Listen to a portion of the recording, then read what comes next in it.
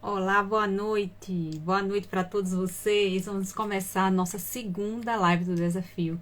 Ler e interpretar 7 contos de Machado de Assis em 7 dias. Ontem nós tivemos a nossa primeira live, foi maravilhosa. E assim a gente contou com a participação de muitas pessoas que interagiram conosco e realmente foi extraordinário a gente conhecer um pouquinho mais sobre a obra de Machado de Assis. Boa noite para vocês. Boa noite, Fátima. Boa noite, Mari. Boa noite, sejam muito bem-vindas.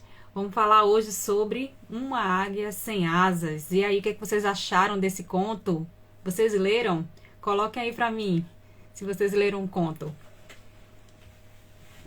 Quem leu, coloca ali, sim. Coloca aí pra gente interagir um pouquinho. A nossa transmissão hoje vai acontecer só pelo Instagram e depois eu vou pegar o vídeo e vou colocar no YouTube, tá bom? Aí depois eu mando o link, porque tem pessoas que gostam de ver pelo YouTube, né? Então, vai ter também esse vídeo lá. Então, assim, gente, hoje nós não vamos contar com a participação da professora Elaine, ela teve um compromisso, assim, algo que ela não estava esperando. Hoje eu vou organizar essa live aqui com vocês e assim já desde já estou agradecendo muito a participação de vocês. Boa noite, amor perfeito. Boa noite, Polly. Boa noite. E eu tinha perguntado aqui pro pessoal se já tinham lido. Fátima aqui, ó, muito bom. Gostou do conto. Mari já colocou que sim, que leu o conto. E aí, vocês gostaram do conto? Leram? O que é que vocês acharam? Toda vez que a gente lê, a gente tem percepções diferentes, né? O conto de ontem era um conto mais voltado para a questão do social, né? Da parte da questão histórica, né? Da crítica de uma sociedade muito conservadora, muito preconceituosa, então, e da questão até da natureza humana mesmo, né? De se posicionar de uma maneira mais egoísta. E esse conto aqui também tem muita coisa a nos revelar. Ele foi um conto publicado em 1872, ainda no período, né, em que o romantismo ainda estava em grande voga. E assim, se a gente for analisar, Machado de Assis ele cresceu como um grande escritor, né, se tornou mais genial, vamos dizer assim, justamente no período do realismo. Então ele inicia, né, o realismo e é um dos últimos autores românticos. Ele passa também por essa fase do romantismo.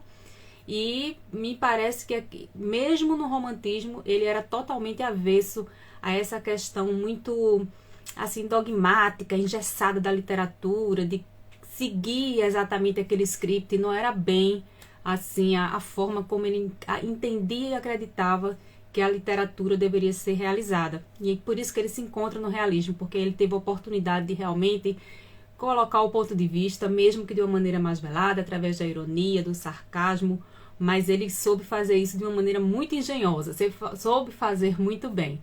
Amor Perfeito aqui dizendo que sim, gostou, muito rico. Que interessante.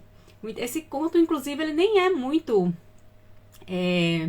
estudado, lido nas escolas, né, ou em outros lugares. Esse conto, ele não é muito discutido. Se a gente for analisar, se você chegar na internet, por exemplo, hoje for fazer uma pesquisa e colocar pai contra mãe, você vê vários trabalhos falando sobre esse pai contra mãe, que foi o conto que a gente analisou ontem.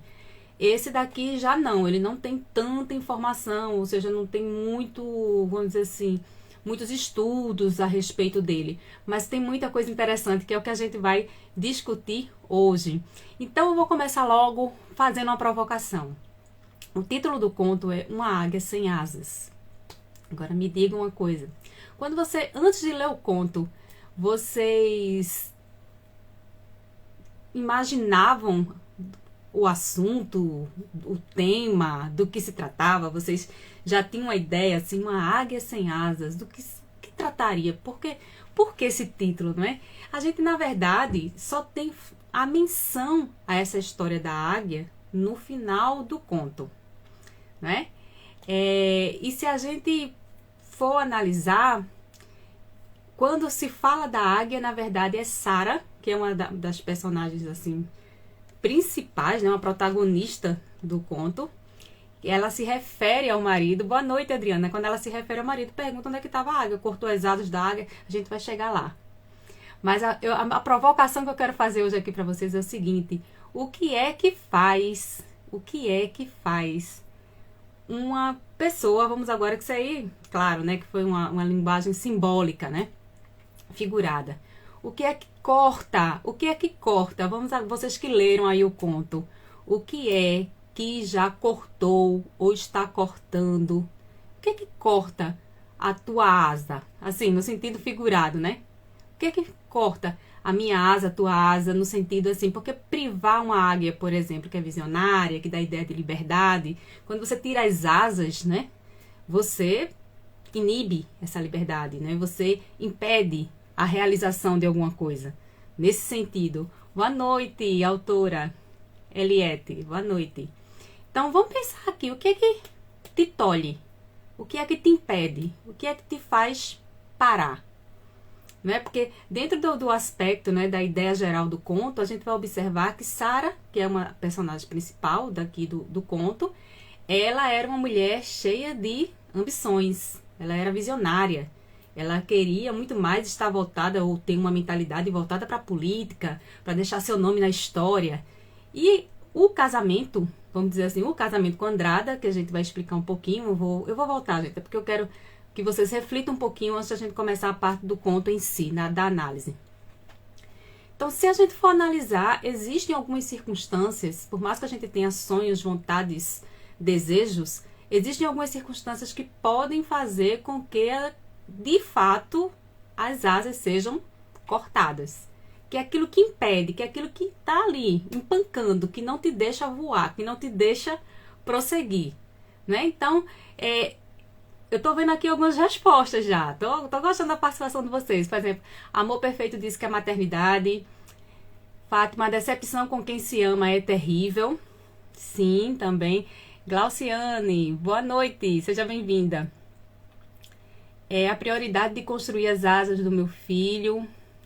Sim. Mari colocou aqui, nem passou pela minha cabeça. E a águia sem asas se revela só no final. Exatamente. Exatamente, gente. Então, assim, na verdade, existem algumas circunstâncias na nossa vida e por isso que eu acho que o texto literário, sim, ele tem muita relação com o que a gente vive no nosso dia a dia. Claro que é um texto ficcional, mas não um texto totalmente dissociado daquilo que nós vivemos. Então, esse texto, né, que é a Águia Sem Asas, ele tem uma representatividade dentro do enredo, né, dentro da lógica interna do texto com os personagens, mas também traz algumas informações, traz algumas reflexões para a nossa vida. Então, o que é que pode, de repente, cortar ou fazer com que você não tenha asas?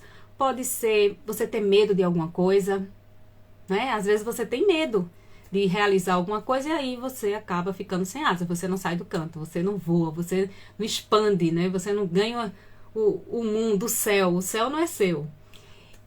Pode ser o fato de você não confiar na sua capacidade, de você deixar que os outros escolham ou decidam as coisas por você. Estou dando alguns exemplos aqui.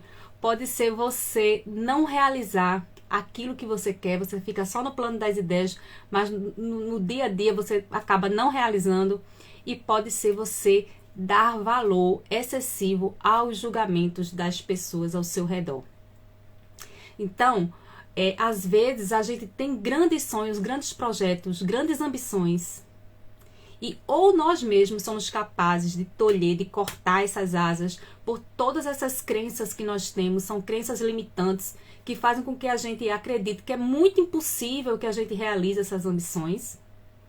Ou essas asas, como no caso de Sara, mas a gente vai discutir um pouquinho também o perfil psicológico da personagem, pode acontecer pelo fato de alguém, ou seja, algo exterior, pode ser uma situação e pode ser exatamente uma pessoa tendo a capacidade de sim cortar tuas asas e não te deixar voar e você não saber como sair daquele contexto, daquela condição.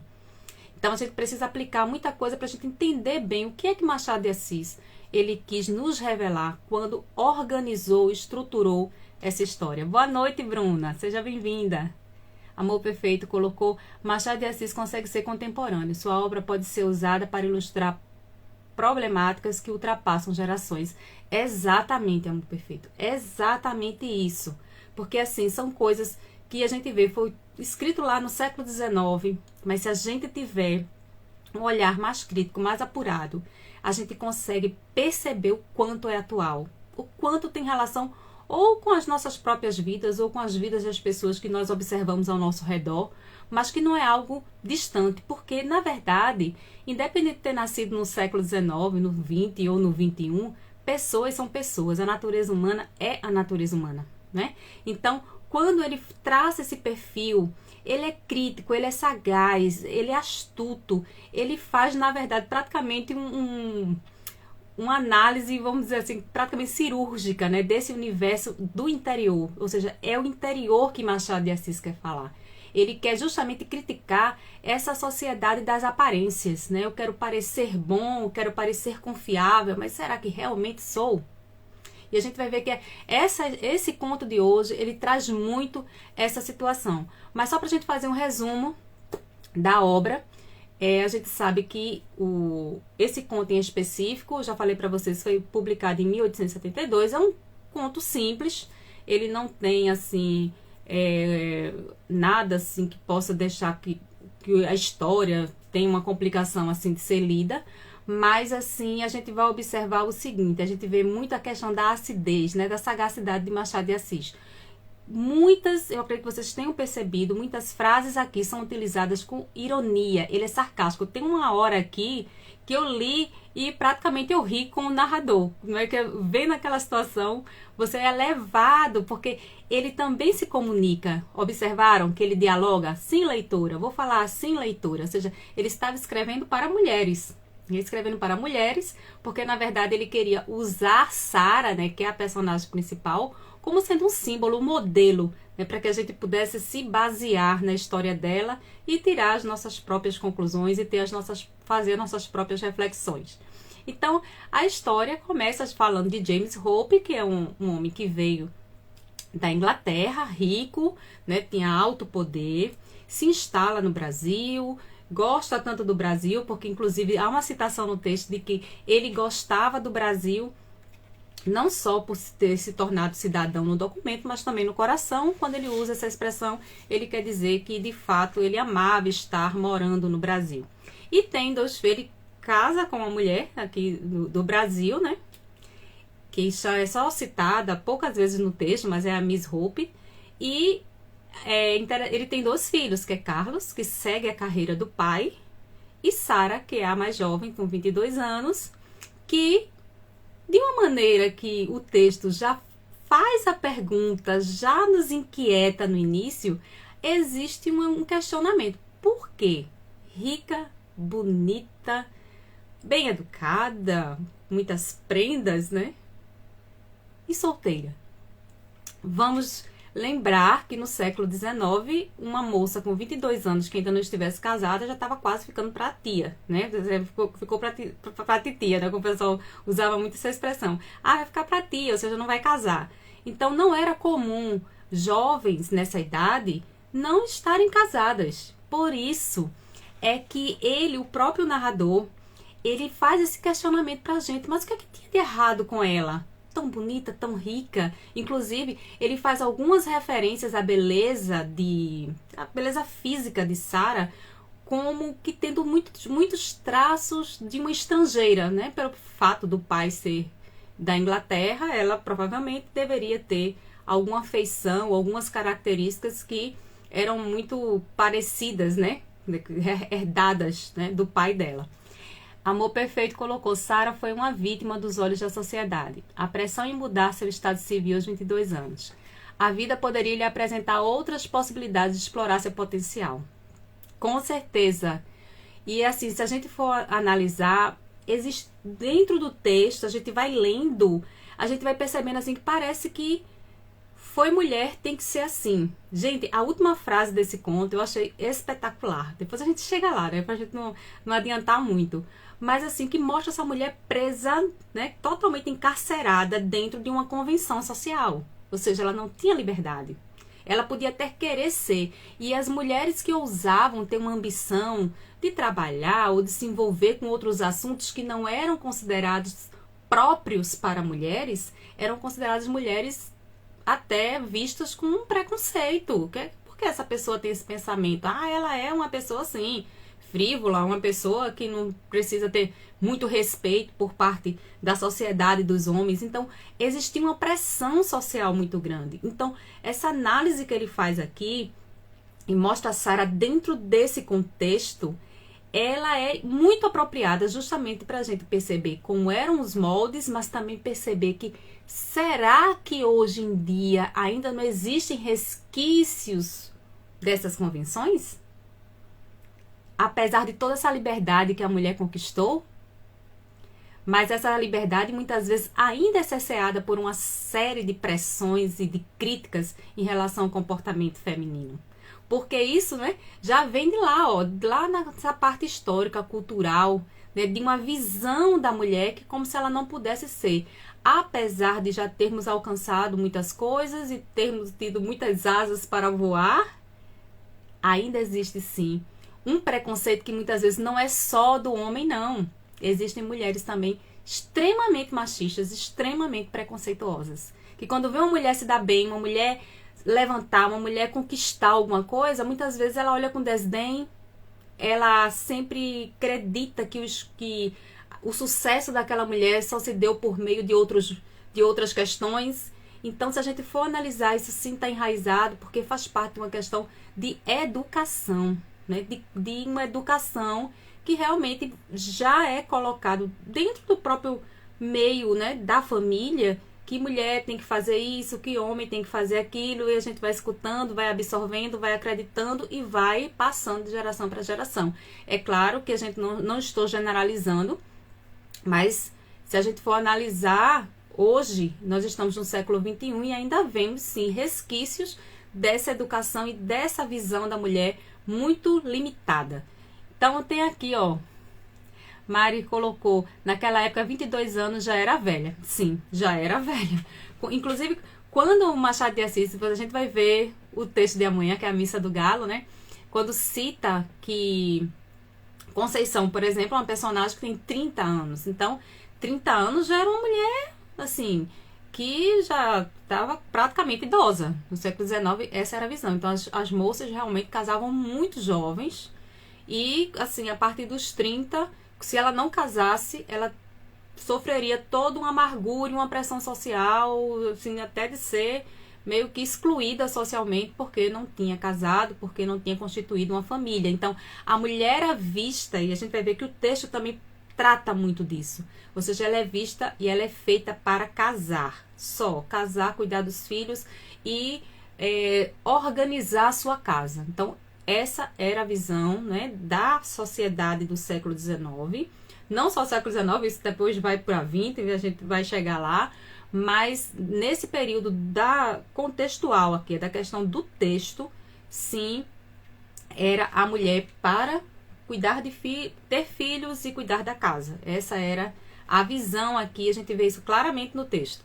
Então, gente, quando ele coloca aqui, tem até um pedacinho aqui que fala, o texto já apresenta logo no início muito essa questão do tempo cronológico, né? Ele cita muito a questão que era tarde, as datas, né? Isso é muito bem colocado dentro do texto. Mas, assim, a gente estava falando sobre a questão de Sara, porque Sara era solteira. E o quarto parágrafo do conto diz assim, Sara Hope era solteira. Por quê? Ele mesmo faz a pergunta, o narrador. E ele nos responde, ele diz que a beleza era incontestável, que ela reunia a graça brasileira, a gravidade britânica, ou seja, ela tinha tanto um quê de brasileira, mas também um quê britânico nela, que fazia com que ela se tornasse cada vez mais bela. E é interessante aqui que ele coloca a informação, que dizia-se a boca pequena, que é uma expressão, né, muito utilizada na época, que algumas paixões havia já inspirado a interessante moça, mas não constava que ela as houvesse tido em sua vida. Então existia ali um grande mistério, porque Sara Hope, tão bela, bonita e rica, não é casada. Então é a partir daí que surgem os 3 rapazes que se candidatam, vamos dizer assim, ao amor, a conquistar Sara. Entre os 3, observem como Machado de Assis ele já foi extremamente irônico na análise desses 3 pretendentes. Então, o primeiro, que é o advogado, né, que é Jorge, ele coloca como mais alto. Prestem bem atenção nesse detalhe. Ele coloca que ele era o mais alto entre os três. Depois ele se refere a Mateus, como dando a ideia de mediano, que era um comerciante, dando a ideia que sim, que tinha posses. E em terceiro lugar aparece Andrada.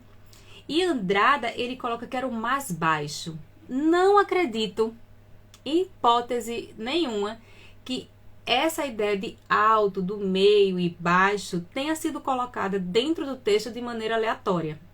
Sim, ele quis passar essa ideia mesmo de posição, né? Quem está acima de quem? Atrelando a característica física ao componente de status, de poder. Então, entre os três, a gente vai observar que Andrada, que é justamente aquele que vai casar com Sara, é o menos apreciado pela questão de que ele não tinha posses, ele tinha uma reserva de dinheiro. Ele tinha uma reserva de dinheiro.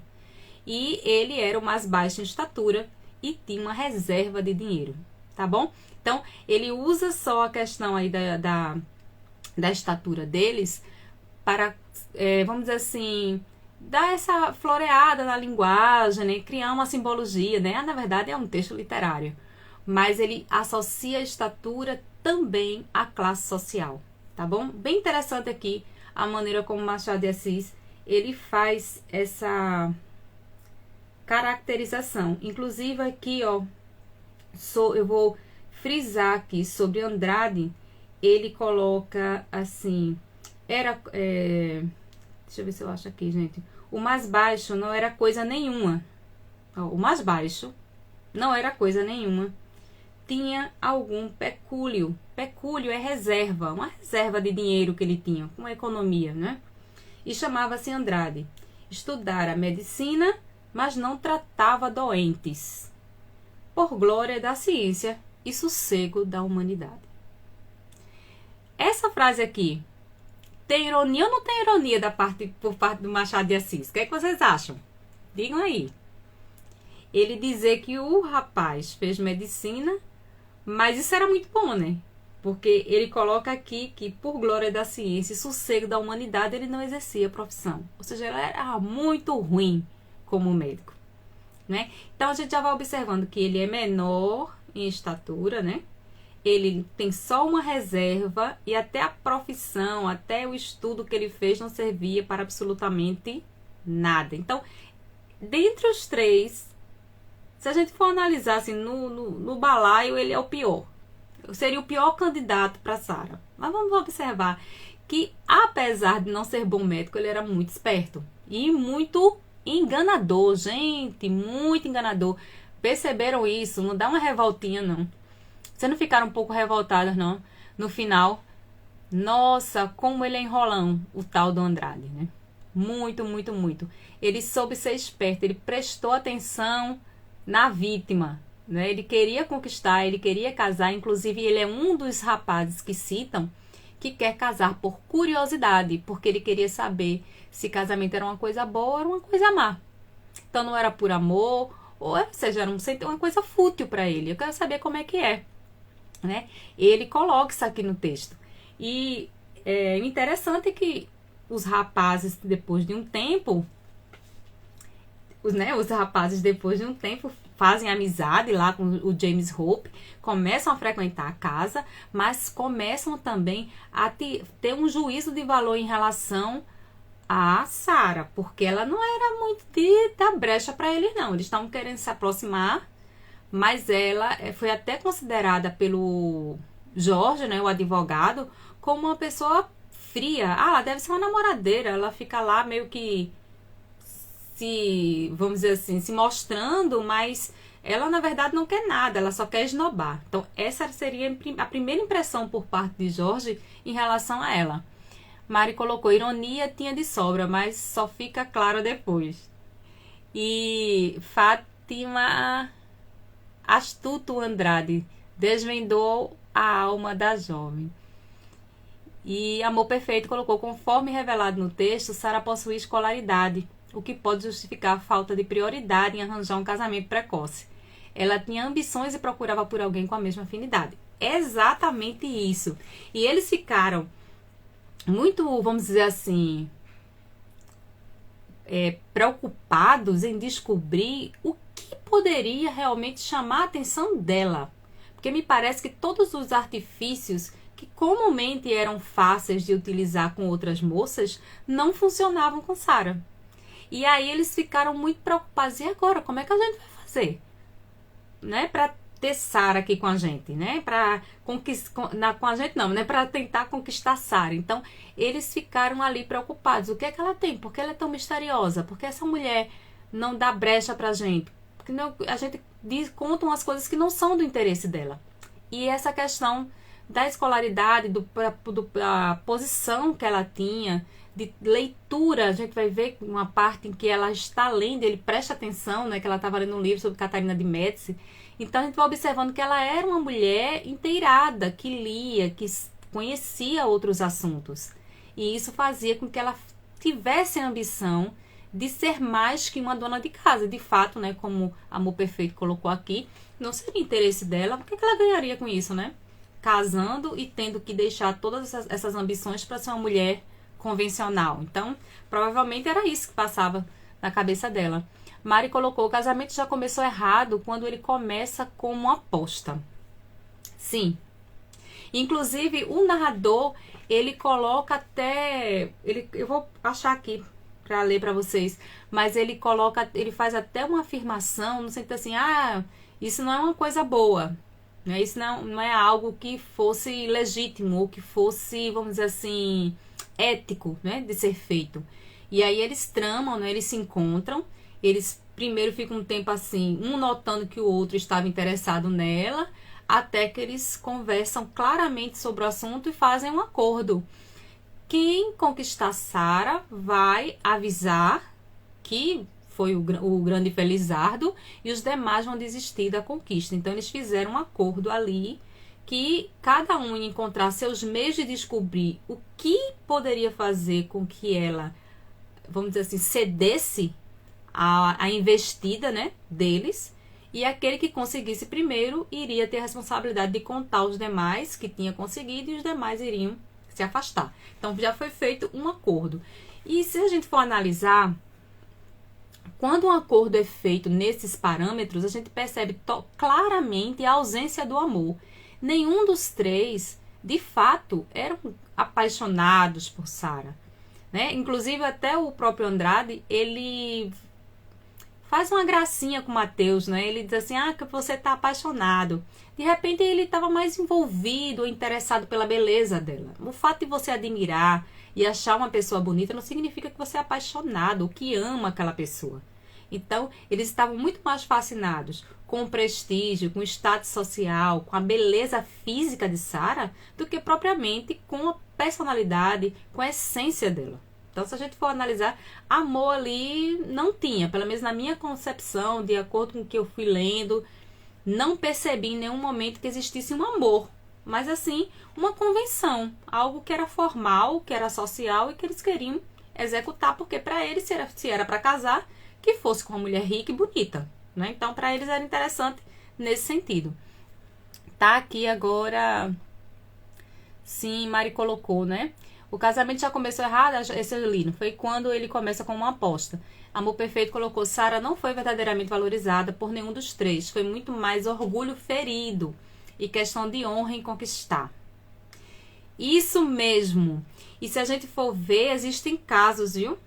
Casos em que isso acontece. Acontece mesmo assim na vida real. Não é só na ficção, não.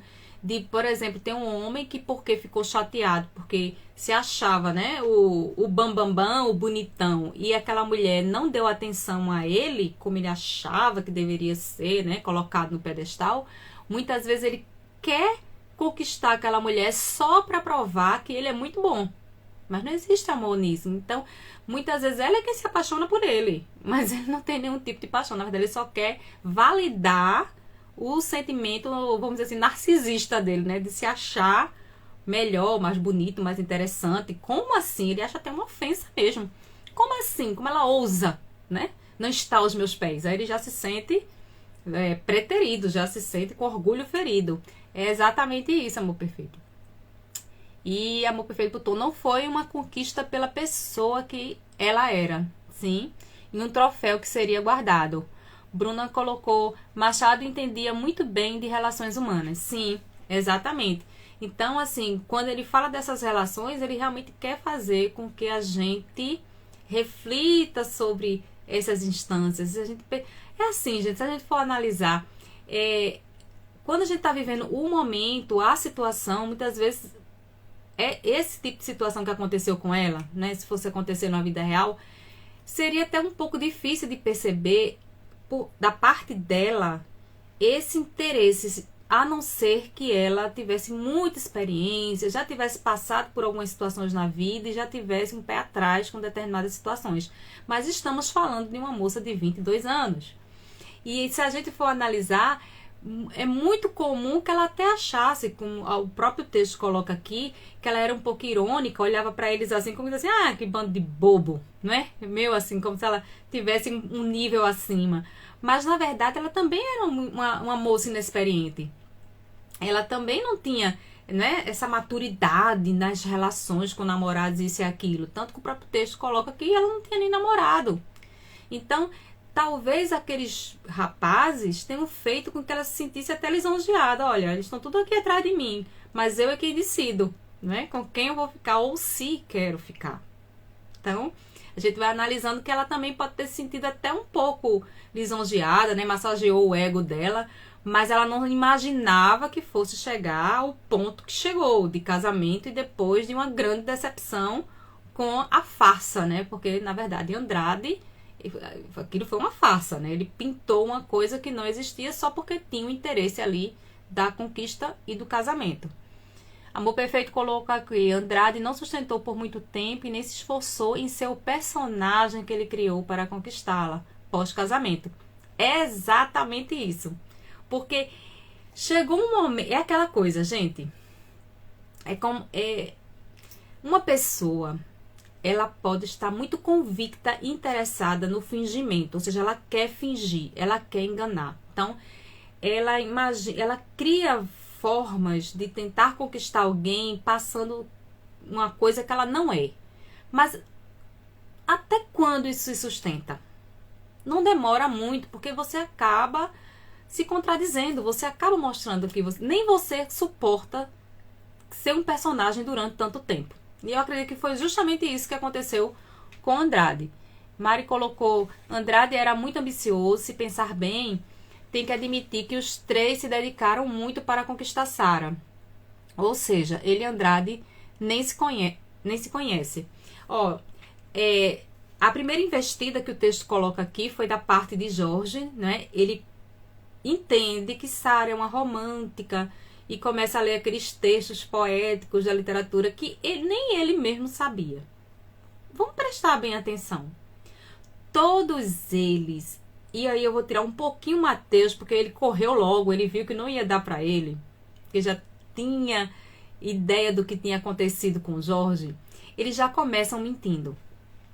Porque Jorge, como advogado, o próprio texto coloca que ele mesmo se perdia, ficava lendo aqueles poemas, às vezes dizia umas coisas totalmente fora, que não tinha nada a ver com a literatura, ou seja, ele nem era um grande conhecedor da literatura, mas era assim que ele queria se mostrar para ela. Então, a ideia da conquista, de mostrar um ao outro que tinha conquistado, era tão grande que eles nem se preocupavam em mentir, em criar, em ter uma aparência de que era alguma coisa. Então, quando o Jorge começa com aquela história, aí vai com os poemas, isso e aquilo, e se afasta com ela, vai até um jardim, onde tem essa parte, e olha para o céu, aí aquelas coisas bem assim, poéticas e românticas, e ele vai achando que ela está entrando ali naquela coisa linda. Ela percebe nitidamente que ele quer algo a mais que só uma amizade e ficar fazendo dedicatória e declamando poema.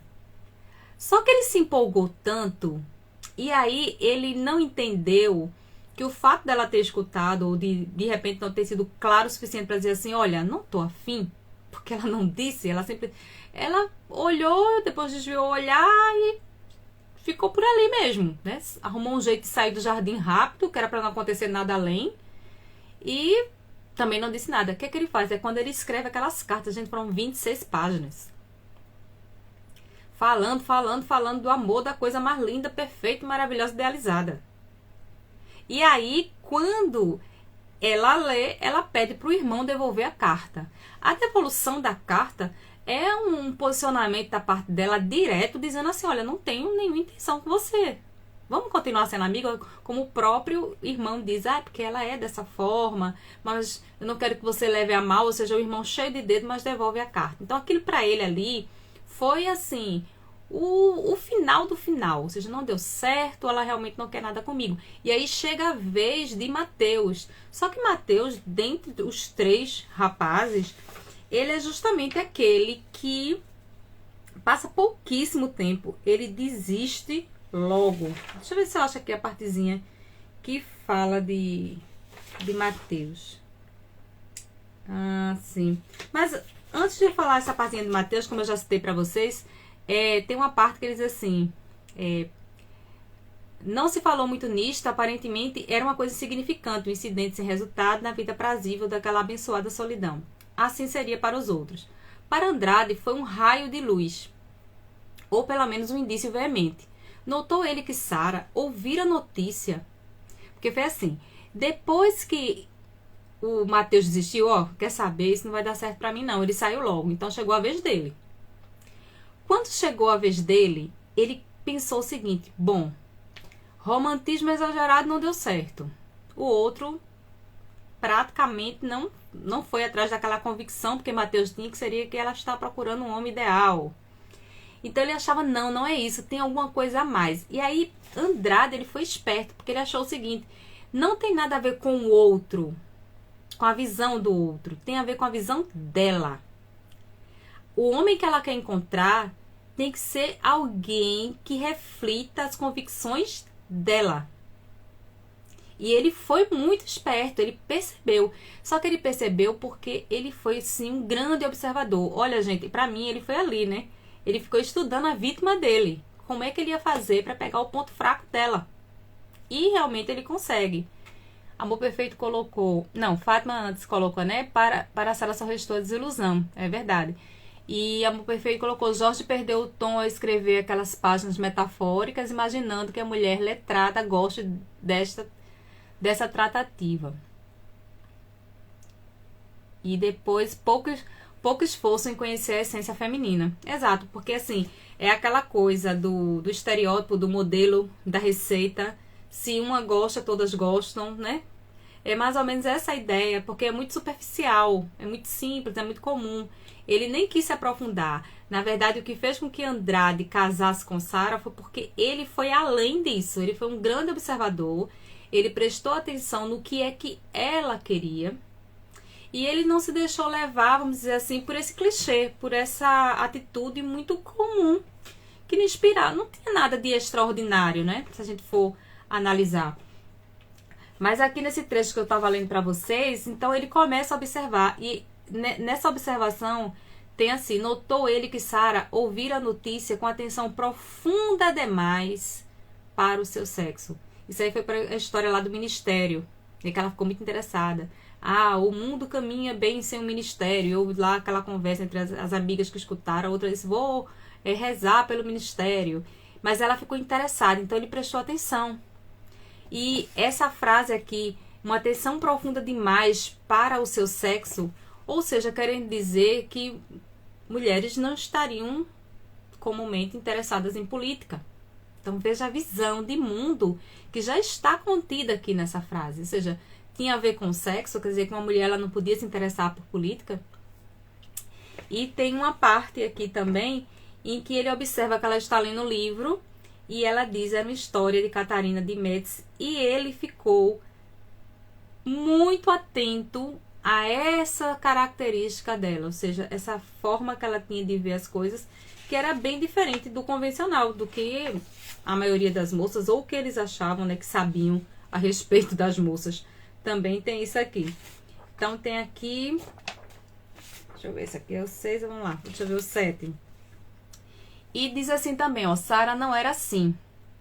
A ambição não se contenta com flores e horizontes curtos. E aí, voltando para aquela história lá do Jorge, né? Quando essa frase aqui do narrador é bem interessante, que diz: Sara não era assim, ou seja, ela era diferente dessa mulher romântica, ideal, idealizada, que só, né, sonha com flores no campo. Desculpa, gente. Mas ele coloca: a ambição não se contenta com flores e horizontes curtos. Não pelo amor, mas pelo entusiasmo é que ela devia ser vencida. Então, se ele tentasse enganá-la, tentando mostrar que ele era semelhante a ela, no sentido de ter convicções e ideias parecidas com as dela, seria aí a